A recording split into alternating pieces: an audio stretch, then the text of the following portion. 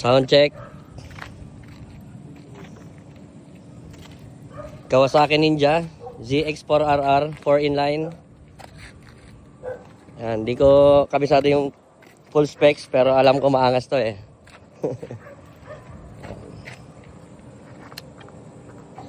So before mo siya i-start, kailangan naka-open na tong digital ano niya, display.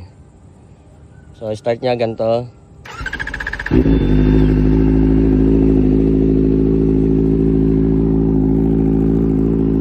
Naka CS Project exhaust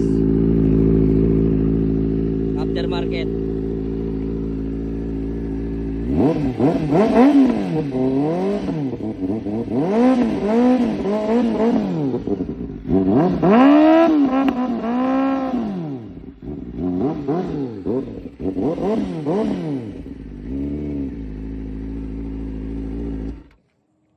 So susunod i-test drive natin.